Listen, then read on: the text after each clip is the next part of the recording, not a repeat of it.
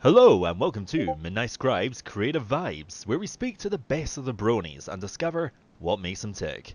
Tonight, on the 1000th and first most popular brony podcast, out of 1000, it's the bro with a fro, that man of mild modesty, ruler of all he sees, so long as his producer approves it beforehand. It is I, Midnight Scribe, and I, the most manly of all bronies, in the Creative Vibes studio currently. I'm doing something so great, so epic, so mind-numbingly cool, you'll be forced to bow and worship me as your deity. I am eating a homemade 0% Greek yogurt and strawberry juice dessert. Well, don't clap all at once then. And here, I was about to offer you some. Oh, fine then. No, actually, let's save your applause for someone almost as cool as I, but certainly a lot madder. She's a self-employed plushie maker in our wonderful little fandom, a great Scottish lassie who runs Glitterfrost Plushie Emporium. It's Glitterfrost herself. How are you doing? I'm fine, thanks, you?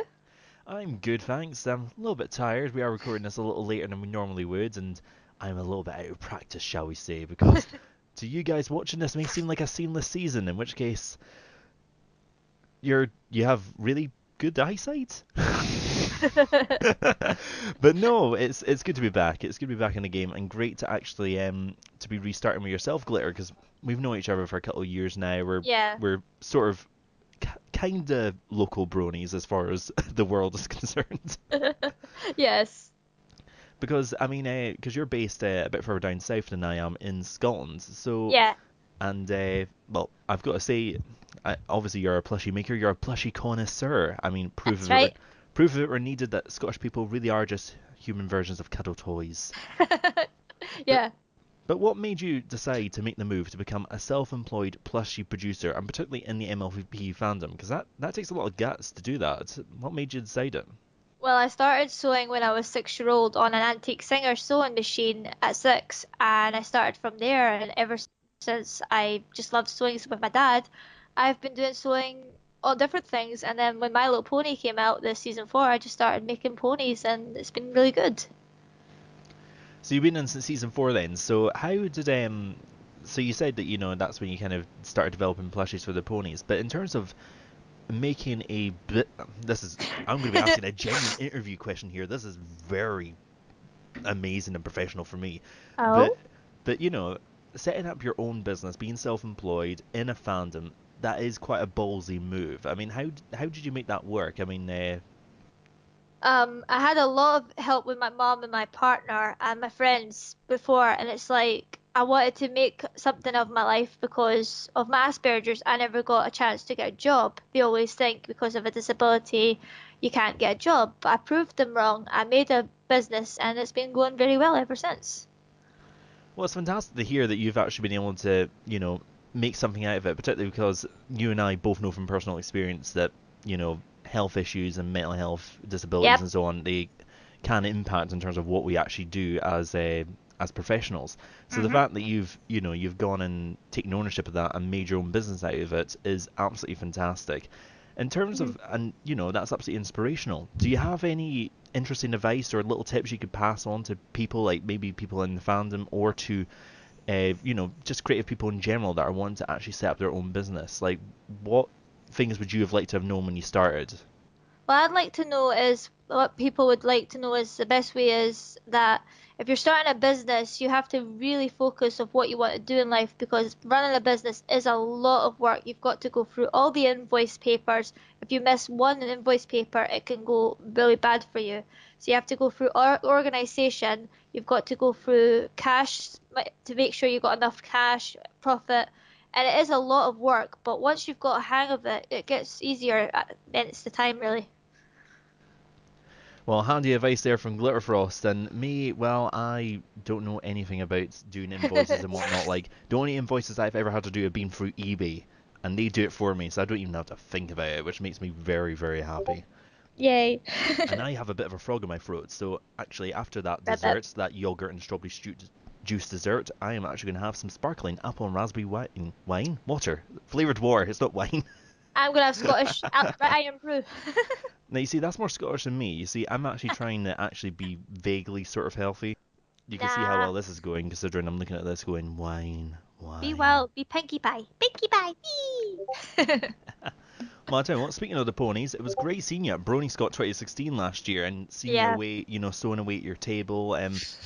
Just a wee question, how many plushies did you have to murder at that table? Because, seriously, if someone saw that your table in someone's house, they'd bag it as evidence of a psychopath. I had 24 plushies, hand sewed, embroidered, and everything, all because my machine broke. I had to do it all at hotel and there. Yeah, I mean, you were juggling a lot of work there. I mean, I remember the night before hearing bits and bobs about that, and then seeing you at the table when I was sort of dancing around with the Highland Bronies. Yeah. And, like, it was fantastic seeing you, whiz away there, just quite happy at your table, just working at it. But good lord, it did look like a murder scene. I mean, It just. was a murder scene, yeah. Run away. Ah! But yeah, and obviously Brony Scott 16, that was great fun. It was great seeing you there. I mean, did you enjoy the convention, and do you have any plans for future convention appearances? Well, next year I'm actually thinking of going to Galacon if I can make enough money for this year. If I do get into Brody's Con this year, like Brody's Scott this year, it's tongue twister. But yeah, I really want to do different cons around the world, but it'd take a lot of time. But what the best part about last year was meeting my friends and knowing that Nessie, that I worked really hard on, got sold for 160. That was amazing. But the sad part is I didn't know who bought her. Mm. Oh, who knows? Maybe we might be able to find out at 2017, because you never know. They might be there again, and I'm sure, no doubt, they'll have brought the plushie back along as well to return. Yep, and I've got a surprise for you at the con as well. Oh, that's going to be so much fun! Oh, Let's just think, plushie related. ooh, plushie related thing and Midnight Scribe. Answers in the comments, folks. See if we can come up with an idea. But yeah, I've got loads of ideas for the con this year. I've got like Trixie in a cup. I thought Trixie was like plush cup saying teacup would be quite cute, and all different things are going to be there. So stay tuned. Oh, no worries. And, well, hey, listen, we'll be looking forward to seeing all the surprises that come out of there at Brony Scott and at future conventions. And actually, speaking of your creative ventures, I mean, I do know actually that on the side you have actually made a Glitterfrost costume. Yes. Well, my friend made it for me. I bought it online, but yeah, I've got it for the con. Yeah. So, oh, well, give us a bit of a hint about it. Tell us a bit about what this mysterious costume will be like. It's a nice skirt with a leather jacket, and it's got my like kind of shoes like hoofs, and it's got my like fake hair and my ears and my wings. And it was made by an awesome artist cosplayer, and it's just made it all by hand, and it's got all my bob and cutie mark everywhere on it, but it's awesome. And who was it, did you say, that made it? It was someone on Etsy, but I'll get the link for you and I'll send it to you. You can have a look at her work. It's amazing. Alright, no worries. We should have that link in the description, folks. If it's not, comment, let us know. We'll get it fired in. And so, I will admit, actually, it does feel slightly odd that I was just asking one of my friends what she's going to wear, which sounds really weird when I think about it that way. That's You're like a brother to me, so it doesn't matter. I know, but like even as I don't know if that's better or worse. Like No. it's just a little bit bizarre. Just like it's nice but bizarre. Just Well, what are you gonna wear for the con? uh, that's actually a very good question. What am I gonna wear? I Oh, don't know. I hat. think I don't know. I might wear a new pair of boxers. I'm not sure yet. I'll have to have a think. I A might pair of splash boxers. out. He's gonna wear pony boxers. Watch out. I know exactly. Pony boxers and not much else. but Pair of there wings or is, something. but there's something I could tell you about the con. I am making a life-size pony. Really? Oh, you kept that one under the wraps. A life-size pony. I'm making a life-size Discord if I've got time Is that just for the to con, or is it sell. like something to sell, or To sell. ooh, well I I tell have you, half of it body parts from last year, and I've got part of it done to this year, so it's almost getting there. So yeah. oh well hopefully we'll see Discord there at the convention, and ladies and Don't gentlemen, ask if me you how want much to charge it though. I don't know how much to pay for it. well I don't know, but I think ladies and gentlemen, if you want to get it, regage on your mortgage, just get some money prepared. Arm and a leg. Well, I tell you what, actually, and speaking a bit more about the brony side of things, going away from the creative element, I mean, I know yourself, I know your partner as well, who's also a fellow brony, an absolutely lovely, lovely guy. I mean, Terabyte. did you guys know that you were bronies before you kind of got together? And I presume as well, being bronies, it must be a bit easier to plan the holidays together as well. Well, we've been together for 5 years engaged, and we've known each other for 11 years. But I was in the fandom of G1 before Martin, and then he got into G4, and then we found out we loved ponies. I was like, yay, ponies! And then after that was just awesome. Oh, that's great. Well, actually, so you say you were a fan of G1 originally. So how did you come across My Little Pony in the first place? Oh, we're going back now. uh, I started drawing this random pony when I was a kid, Glitterfrost in G1 form. And my mum told me about this My Little Pony show, and I started watching it. And it's like from now until there, G4 still wins. I don't like G1 as much, but it's still alright. But it's a good experience, you know? Different type of films. Oh, definitely. Well, I mean, all the different generations have their ups and downs. I know our producer Sugar Dove is a big fan of the original generation, and she's doing her show Retro Renegade on the Highland Bronies channel. Major plug. Epic. Sugar, thank you very much for the plug. Just send some money my way. Just thank you. Uh, I She's an kid. amazing artist. Oh, she's absolutely fantastic. I mean, great artist, great producer, great manager. So if you're wondering why the quality of this episode's gone down, it's because she isn't here and I have to handle it. Like, I'm good at looking good, sounding good, and being sassy. That's my three skills in life. I'm afraid beyond that, I can only do so much, I'm afraid. And I'm just wild like Pinkie Pie. Okie dokie dokie. Well, I tell you, you've already mentioned Pinkie Pie several times actually through this interview. Is she your favourite pony? Yes. Everyone calls me Pinkie Pie because I can do the voice to it well. It's like, I don't know, I just do it. It's fun. Well, you do certainly have as a compliment, you do have the personality of Pinkie Pie. You're very, very kind of Yay! outgoing. You've got this kind of it, friendly, bordering on slightly psychotic. Just, which is a compliment, by the way. That is not. Of course, That's I not me know. throwing shade. No, it's fine, it's fine. I just love making people happy. It's like Glitterfrost makes people happy, so does Pinkie Pie, so it's just like something I want to do. Make people smile and not make them sad. Well, that's a perfectly honourable and great thing to be doing. I mean, do you think that's something that the fandom itself succeeds at well? Yeah, because of Pinkie Pie and that song Smile, I made the logo for my work Every Smile is Worthwhile.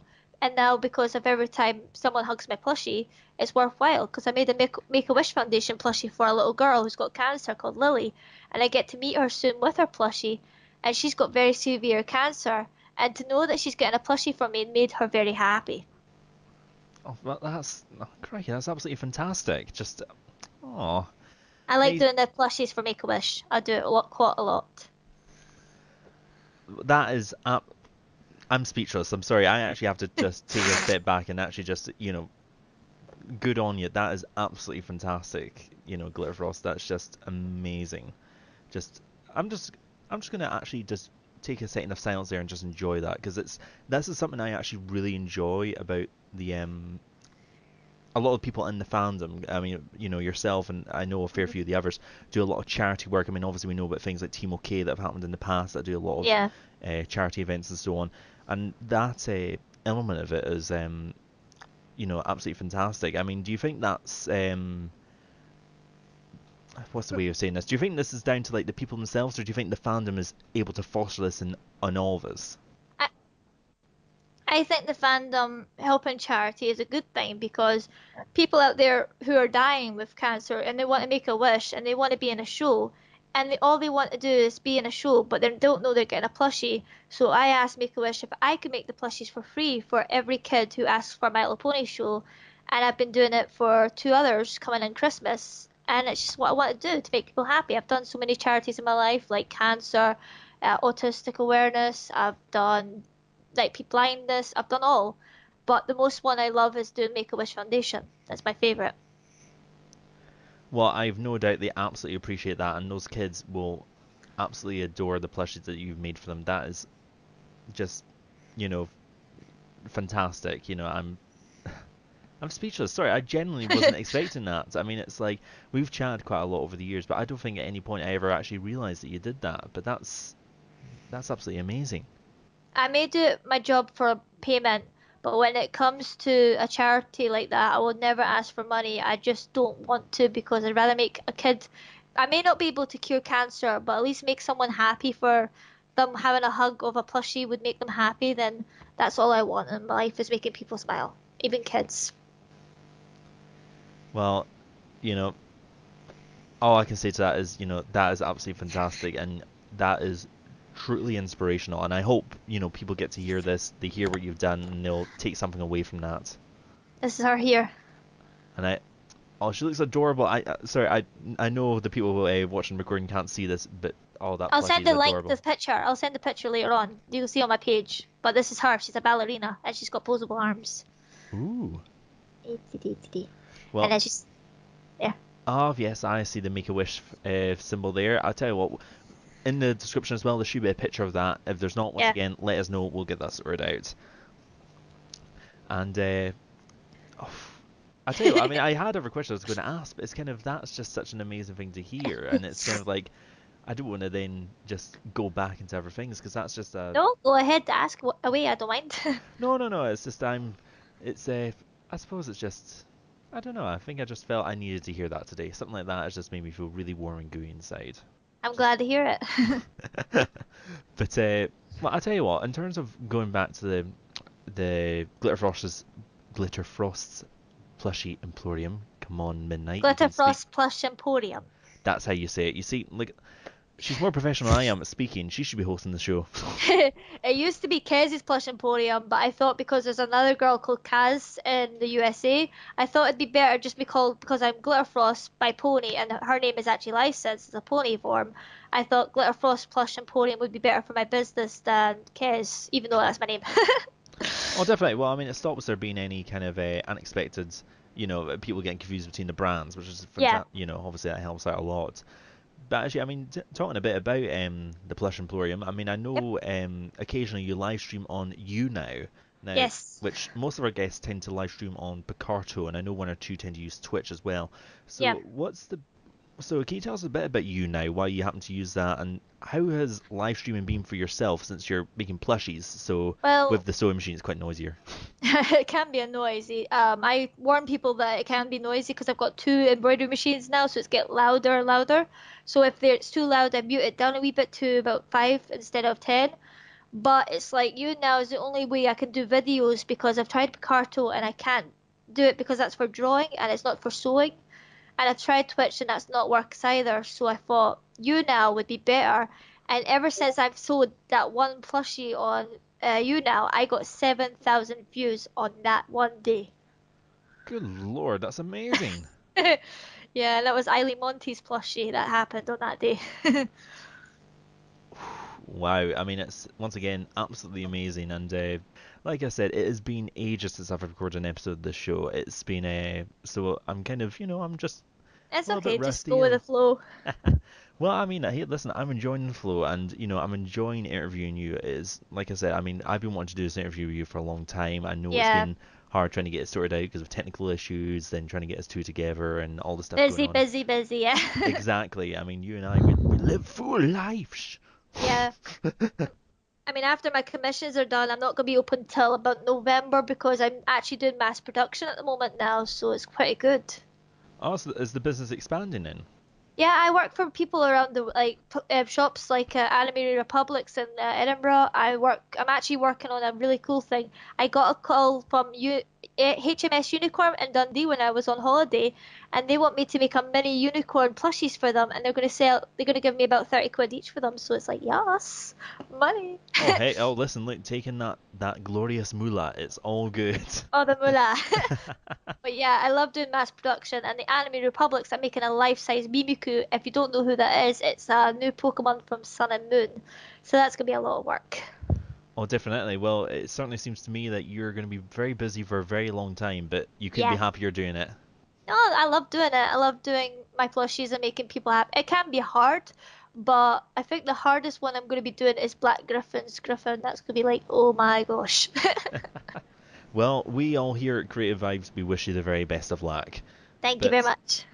however, I will tell you what, I think we should probably begin to wrap up to the end of the interview. I mean, firstly, thank you so much for coming on, despite, you know, schedules and all the rest. We've made it work. I'm so delighted to have you on, and I always love speaking to you, Kez. So it's great to see you Yay. again, and hopefully you've had a good time, and Of course, yeah.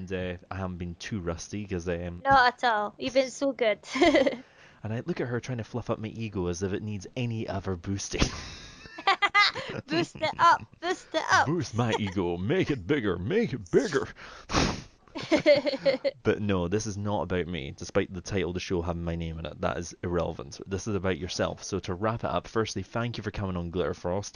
And where can we find you? Where can we send our followers to find your stuff? Look me up on Glitterfrost Plush Emporium on Facebook and give me likes. And I'm actually doing a giveaway soon, so keep a lookout on my page. You'll see some new stuff coming out. And not just ponies, other things like anime humans as well.